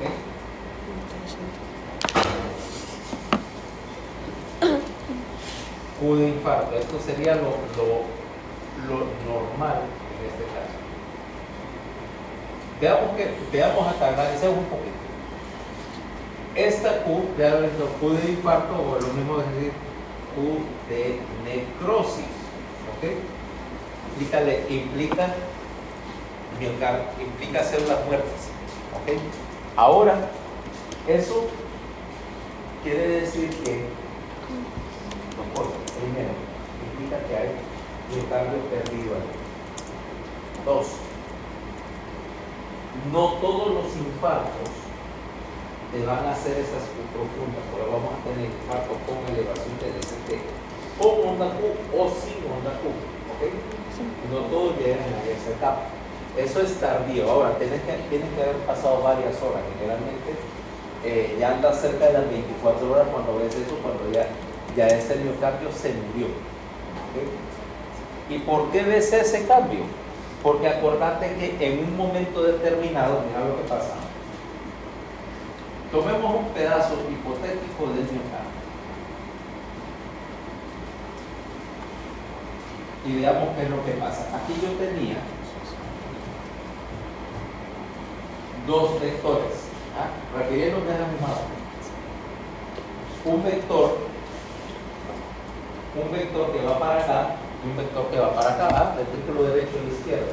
Si yo lo veo, mi derivación aquí, la que vamos a suponer que la derivación es ABL.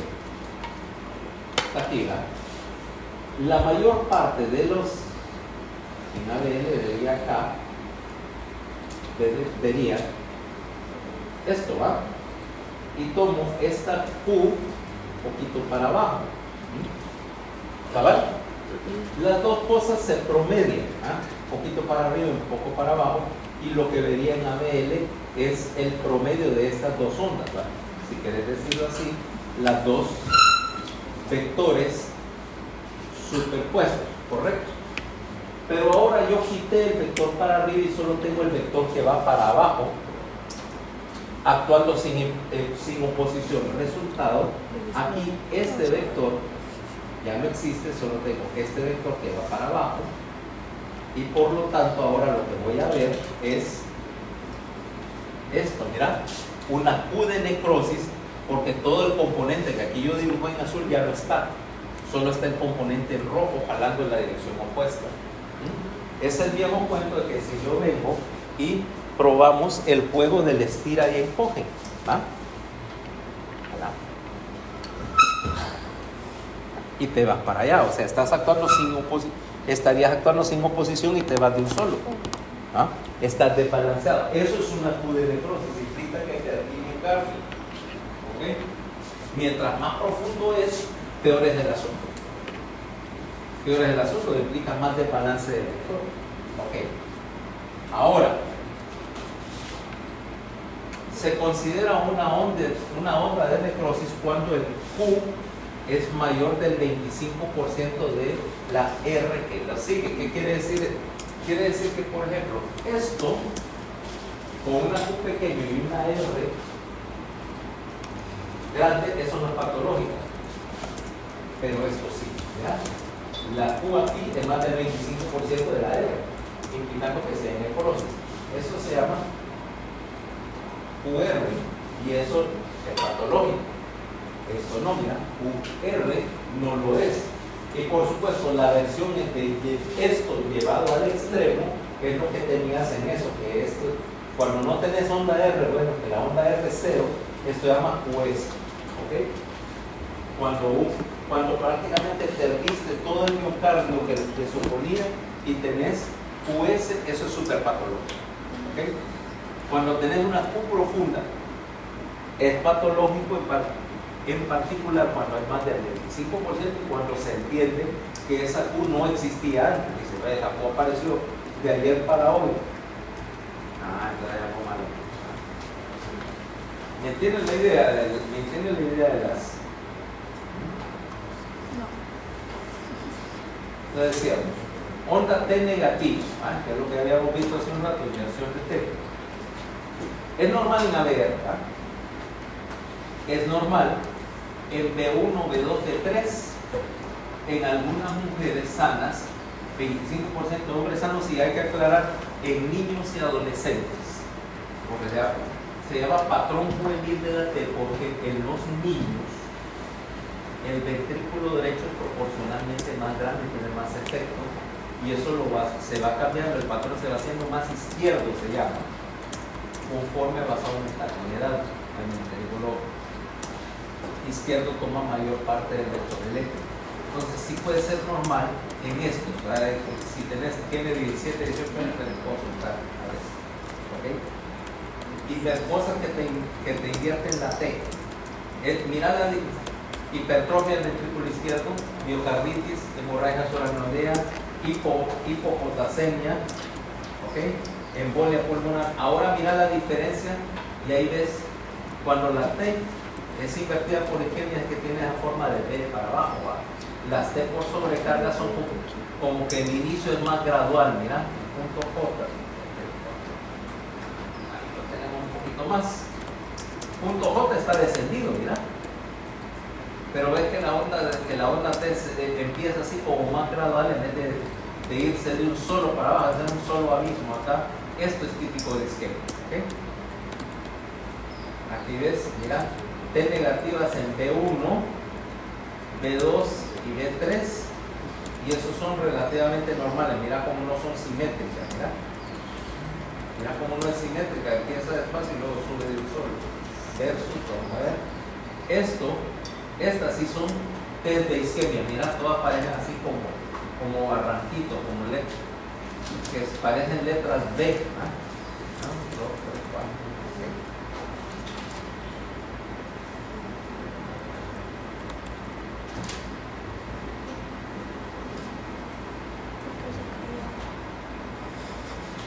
A veces ves unas ondas picudas, pero no lo vas a ver en un infarto con ST positivo, eso es al revés.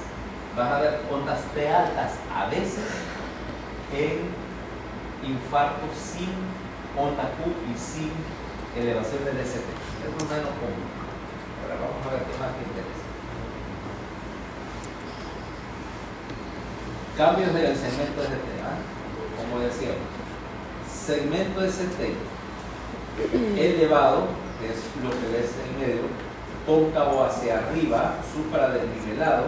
Esto es lo más típico de un infarto. Eso es lo que te define nuevamente la idea de cómo con elevación del ST, lo que es ¿cómo se llama? Isquemia subepicárdica.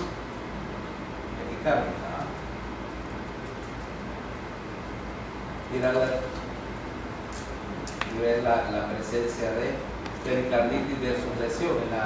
En la pericarditis tenés ese ST que parece así como hamaca, como una hamaca versus un infarto, generalmente así convexo o más plano. Míralo acá. Ese tipo, mira, de depresión, eso es depresión del segmento de lo opuesto, que ya vemos en el caso anterior, cómo se mira. Okay. Acordando nuevamente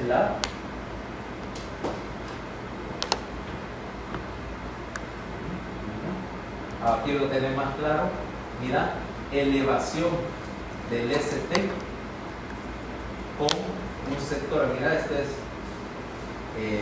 ¿cómo se llama? Parece aquí, de 4, es onda T alta y el ST, mira dónde está el punto J levantado como 1, 2, 3, casi 4 milímetros.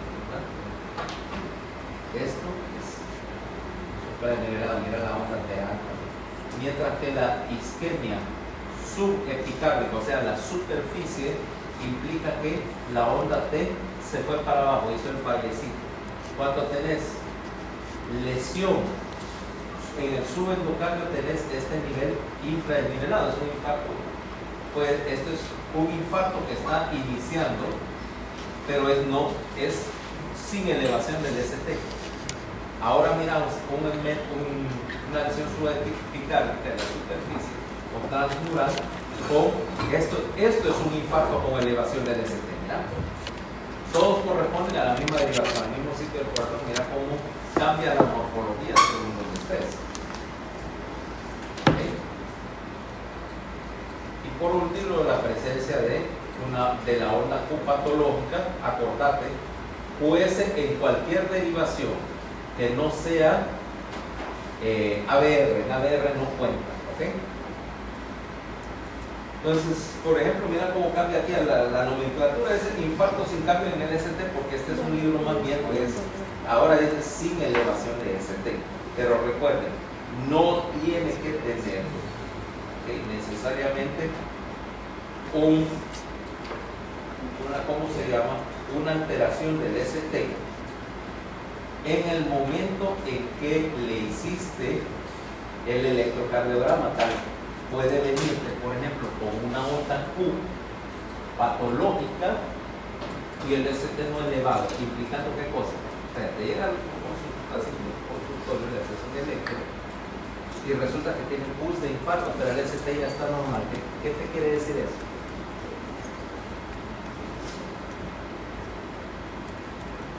El paciente llegó tarde, que ese infarto tiene más de una semana. El ST alterado te lo da la isquemia en agudo. La onda Q es indicación de necrosis, quiere decir que ese infarto vino y se fue y te quedó un pedazo de miocardio necrosado, pero que de alguna manera entró para el cardíaco a los 7 días, se va a licuar, restauró perfusión, ya no tiene dolor, ya no tiene isquemia aguda, pero ya tiene más. Y no es raro que te un paciente, fíjese doctor, y le preguntas, bueno, pero usted no siente nada. Sí, anduve con dolor la semana pasada. Es que andaba, no sé, como que comí algo y me cayó mal y andaba con agruras la semana pasada. ¿Y qué hizo? No, me tomé un poco de bicarbonato. No, o sea, lo que les estoy contando parece chiste, pero miren, pasa todo el tiempo. Pasa todo el tiempo. O porque el viejito, o no sé, o el viejito le iba a consulta porque se sentía mal, pero vino una semana después. Porque imagínate que ve, qué sé yo, tiene de limón, ¿sabes dónde queda limón? En la desembocadura del agua, es la frontera entre Atlántico y la Mosca, allá. O sea que salir de ahí te toma un buen par de días, con suerte. Imagínate, ahorita que está lloviendo, no hay manera de salir de ahí con facilidad. Aunque te duela, tienes que aguantar hasta que baje la llena del río para poder salir. Ahí es un paso por el río, una calle y un puentecito. O sea que si está tapado no, ¿cómo salir? Y con tormenta tampoco vas a salir en lancha, ¿verdad? Entonces, vino una semana después, ya tenías una necrosis, entonces puedes encontrarte con una onda Q.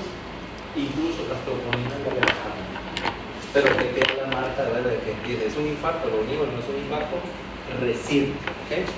No todos los infartos llegan en el momento, porque si vivís aquí, qué sé yo, si vivís en el Pedregal, en 5 minutos estás en un hospital porque te empezó a doler el pecho.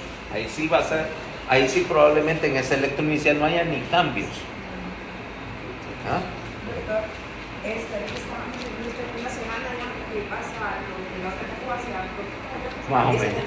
Pero ¿por cuánto tiempo lo vas a tener así el paciente? Ya queda. Si tenés necrosis del miocardio suficientemente grande, vas a quedar con una onda Q de necrosis permanente. A veces, si no se necrosó, si el miocardio empezó a conducir, en parte tenés, por ejemplo, vas a tener, mira, esta Q de necrosis. Esto era lo normal que tenía. El paciente hizo una Q de necrosis, pero alguna parte se recuperó y tal vez quedó así, mira, con una Q más profunda. No siempre termina solo para abajo, con una QS, pero puede pasar de aquí, de acá o acá, ¿ah? Dependiendo de qué tanto sea la cantidad de tejido que perdiste. ¿Okay? Pero si te dejan, entonces esa Q que te quedó, esa es como decir cicatriz.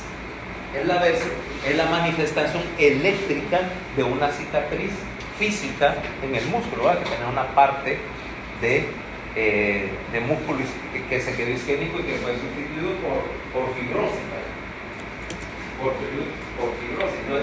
No es necesariamente tener un marcha así pero sí con contractilidad comprometida. Entonces, ¿cómo lo vas a hacer? Como decía, durante la etapa inicial, por lo tanto, tenés elevación del ST, ¿ok? Después vas a hacer ondas Q, pero pueden ser transitorias también. Es decir, si ese miocardio se destapó, se licó el trombo y se reperfundió tal vez una parte del miocardio, se recuperó y entonces esa onda Q desaparece y queda otra vez igual. O sea, no todos los infartos te dejan una cicatriz visible en el electro. La mayoría sí, pero no es lo que... No tenés que decir que porque no tuvo nada o porque no tiene nada en un electro tomado un mes después puede decir que el paciente no, nunca tuvo infarto, sí pudo tenerlo y se recuperó eléctricamente. Ahora,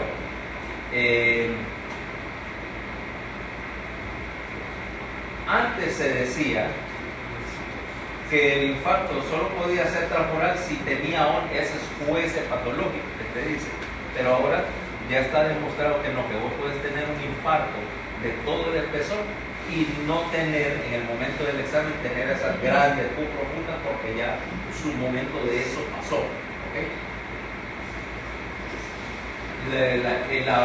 Lo que te determina porque lo que te determina la onda Q no es que si el infarto es de espesor completo, te lo determina cuánto tejido perdiste. O sea, si tenés un infartazo así grandote, hemodinámicamente importante, sí vas a tener una Q, aunque no sea transmural, aunque te quede un poquito del subepicardio, todavía haber perfundido y funcionando, pero si es grande, tenés una Q. Ahora, yo puedo tener un infarto de todo el espesor, pero en un sector chiquito del miocardio, o sea, transmural pero pequeño, y no tengo ni siquiera cambios electrocardiográficos. Conste, no tener cambios electrocardiográficos no quiere decir no me voy a complicar de él, porque puedo tener un infarto y hacer una arritmia. Entonces, posibilidad número 1 ya vimos en el electro. Lo de la localización, espero que no lo tenga que explicar otra vez, o sí se lo tengo que explicar otra vez, dónde están qué derivaciones, o cómo buscarlo en qué derivaciones, decirme dónde está el infarto. Y por lo menos que un infarto miocardio, que imagino de dónde. Del ventrículo izquierdo. Sí, porque es el toque de que tuvieron un accidente. ¿En dónde? En la carretera norte. ¿En dónde? Entre San Pedro y Telos. Aquí te voy a mandar la número. Ok, ahora, como decíamos, el electro es, obviamente, si quieres decir así, decirlo, semi-específico. Semi-específico porque algunos de estos hallazgos, por ejemplo, como decíamos, la elevación de ST, los cambios en la onda T, pueden ser causados por otras patologías básicamente similares, donde hay algún cambio en la función del músculo.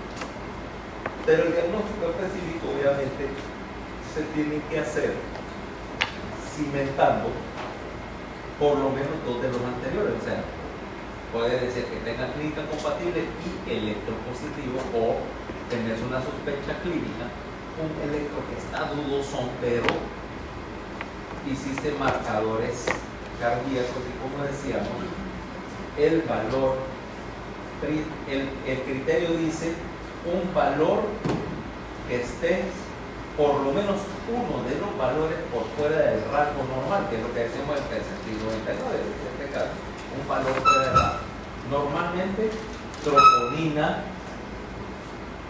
T o troponina I, que ahora va a pedir exámenes de troponinas totales o componentes de troponina. En particular, cuando te hablen de troponina, acordate que la troponina es una proteína del músculo esquelético, también.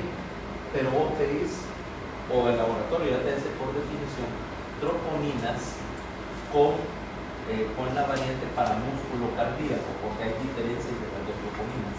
¿Okay? La troponina cardíaca no es la misma que el músculo esquelético. ¿Para qué? Para diferenciar entre lesión de miocardio y lesión de músculo. Que si tenés, por ejemplo, eso es particularmente útil si estás sospechando en un paciente que tuviera trauma significativo.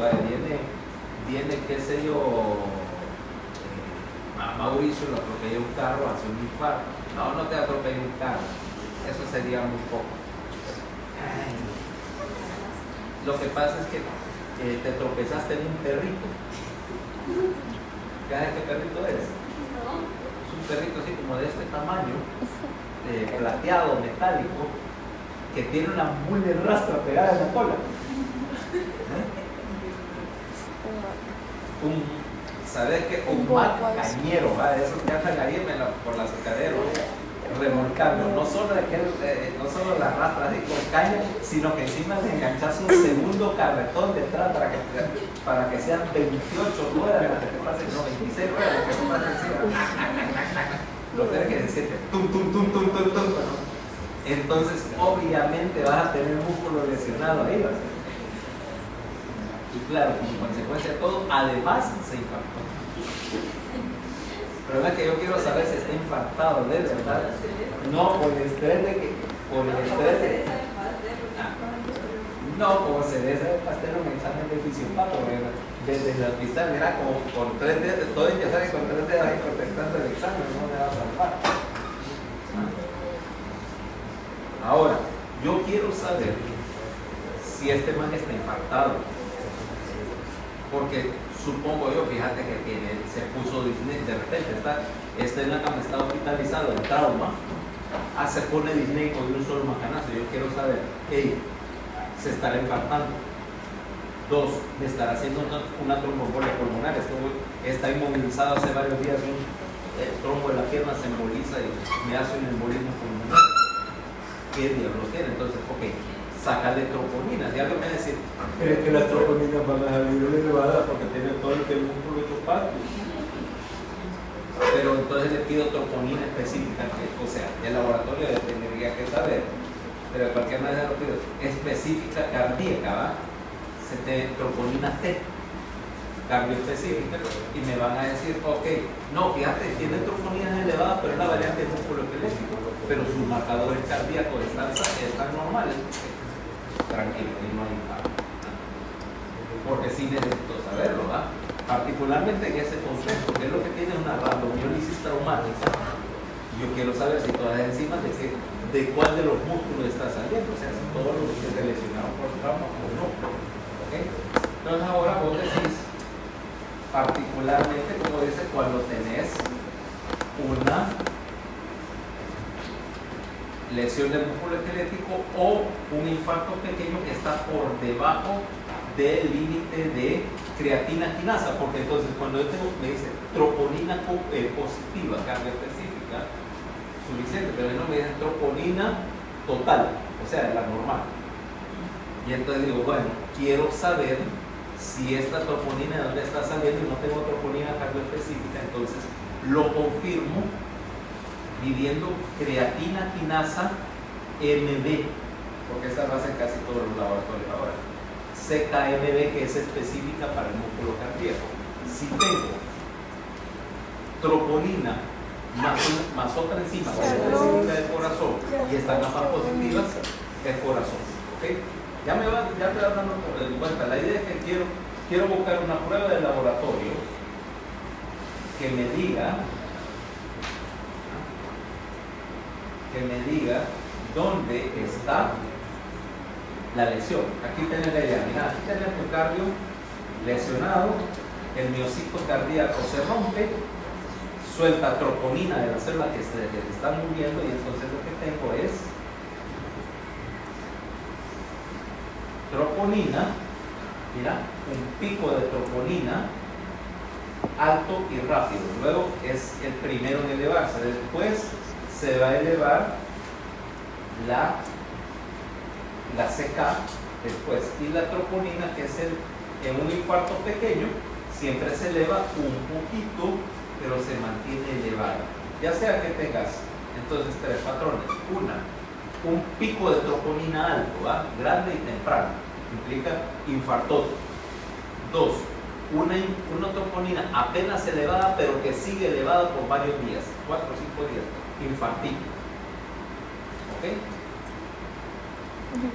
O un pico de CKMB asociado a cualquiera de estos dos para confirmar que se trata de un infarto. No te dice, fíjate, la CK no te dice que tan grande es el infarto, pero la troponina sí. Y la troponina no solamente te va a dar la confirmación del infarto y elevarse en proporción, sino que también si matemáticamente lo analizas, la cantidad o la curva esa de la troponina, la amplitud de la duración, te da una correlación muy buena de qué cantidad de masa del músculo se perdió, porque eso te interesa para determinar el tamaño del infarto. ¿Okay? Lo que la correlación no es menos, otra cosa menos específica, por ejemplo, los infartos siempre te hacen leucocitosis, entre 12 y 15.000. ¿Okay? La velocidad de eritrosedimentación también se eleva durante las primeras 2 semanas. Pero bueno, esos son marcadores generales de inflamación. Por último, vas a ver anomalías de la motilidad cardíaca. O sea, ahora digo yo, bueno, diga, fulano está, ya concluimos que X paciente, ok, tiene un infarto. Ahora, obtengo evidencia suficiente para decir, bueno, mira, hay un infarto, y ese infarto, yo quiero saber cuál es el pronóstico, o sea, qué va a pasar con él.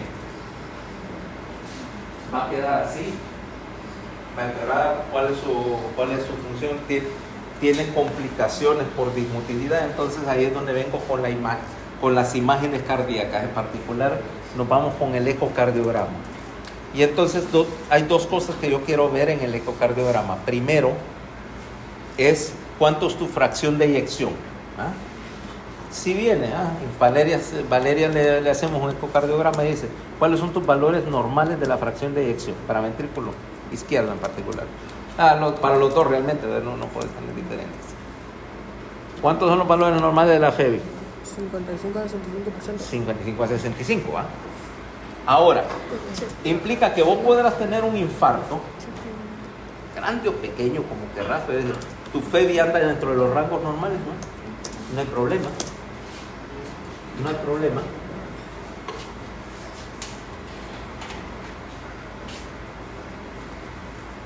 Pero tuviste un infarto y ahora dicen, tu FEBI es del 38%. Eso tiene implicación directa sobre tu tolerancia al ejercicio. Quiere decir que yo puedo subir mi FEBI de 55 a más de 75% durante situaciones de estrés. Vos tenés 38% y tal vez la puedes subir a 50% con suerte, dando gracias. Quiere decir que tu tolerancia al ejercicio disminuye. Que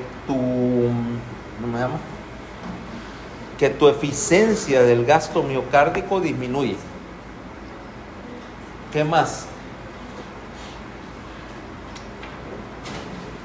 Que si esa FEBI disminuye, yo también quiero ver si no estás teniendo otro problema. Acordate que esa disminuye porque tenés una parte del músculo que no se está contrayendo. Pero ahora, tomemos algo que sea apretable. Imagínate una bolsa de agua, ¿okay? Y yo la aprieto simétricamente en todas las direcciones. Estoy presurizando, ¿no? La bolsa. Pero si yo solo aprieto de un lado, este lado es apretado, pero el otro lado se hace para afuera, ¿va? Se abulta. Parte de la energía que yo estoy utilizando para contraerla se está yendo para disipar o para empujar esta otra parte que no se contrae, y eso le quita energía al bombeo, ¿va? ¿Ya? ¿Me entendés? O sea, si yo tengo acá, vamos a hacer esquemáticamente, este es el miocardio, este es una arteria, y yo lo estoy apretando simétricamente porque toda esta parte se contrae. toda la energía de la contracción se va en dirección a bombear sangre por la salida, ¿va? Correcto. Pero ¿qué tal si tengo esto? Este se contrae, pero esto no. Entonces, parte de la energía se va hacia acá, ¿ah? Porque esto es para abultar esta parte y entonces esa parte, el bombeo se reduce. Este movimiento, más bien para obtener el contrario, se va para afuera. Es un movimiento paradójico, ¿va? Y eso implica pérdida de la eficiencia. Cuando tenemos esa situación, ese movimiento, esto es lo que vamos a hacer, bismotilidad de la pared, ¿ah? En el peor de los casos, de hecho, va a ser como un chichote y se va para afuera, o sea, va a ser un aneurisma ventricular y eso te reduce la eficiencia a cero porque es energía desperdiciada en un corazón que ya no está muy bueno. Eso es malo, ver una cosa de esa en el eco es malo, ¿eh? Y esa disfunción poder verla en diferentes sitios. Puedes verla, por ejemplo, en la pared ventricular donde hace una aneurisma. Pero ¿qué tal si lo que se te infartó el tabique es el tabique? Ya te dije, entonces en vez de contraerse decíamos el tabique le tenías que contraer para evitar que anduviera bailando de un lado a otro todo el tabique. Cada vez que baila el tabique perdes energía, porque perdemos eficiencia. Por lo tanto, la electrocardiografía te ayuda a diferenciar cuando estás teniendo, por ejemplo, movimiento patológico, un tabique que oscila, una parte de la pared ventricular que no se contrae o peor que se abulta para afuera.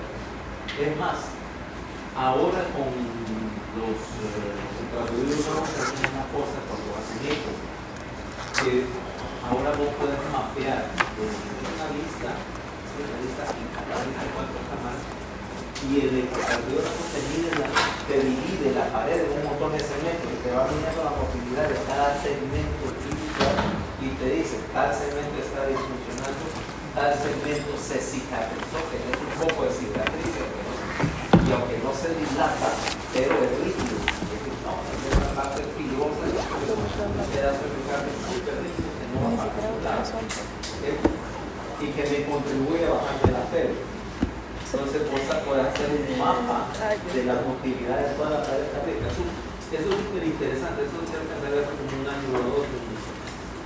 Amigo mío de cardiólogo, de hecho trajo el software. Entonces me dice, ¿quieres probar? ¿Quieres ver cómo es? Entonces ya me hizo el dijo, mira, ve cómo aquí ya me quiere explicar.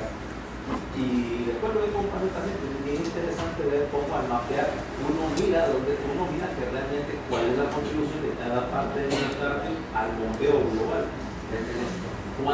¿Cuántos de estos segmentos del miocardio están contrayéndose mal? Pues puede ser tres cosas para saber. Uno es, como te digo, el que se dilata. Dos es el que no se contrae. Tres es el que se contrae débilmente o que tiene un trastorno de conducción y se está contrayendo fuera de secuencia. ¿Ah? Este se contrae tarde, más bien porque dice, ayuda a empujar, pero ayuda tarde. Ajá, dice, ayuda tarde, quiere decir no ayuda, ¿va? ¿Sí? No, sí, porque está viendo precisamente por el ayuda. Y esa es la idea. Claro, vos no podés ver qué parte es nueva y qué parte es vieja, si es un infarto nuevo o viejo, pero sí te ayuda a ver la función del ¿cómo se llama? También puedes detectarlo, mira, usando resonancia magnética, aunque esto es inyectando por supuesto un medio de contraste que se llama el gadolinio, y el gadolinio lo captan las áreas más vascularizadas, o sea que el área impactada se mira oscura con una intensidad de señal más baja. Eso es un poquito más difícil. Entonces, bueno, aquí hablamos un poquito de complicaciones, pero eso después lo vamos a hablar, ¿verdad? Para terminar, mañana vamos a terminar la calaverización. Entonces, ya que hoy hablamos de infarto y terminamos, mañana toca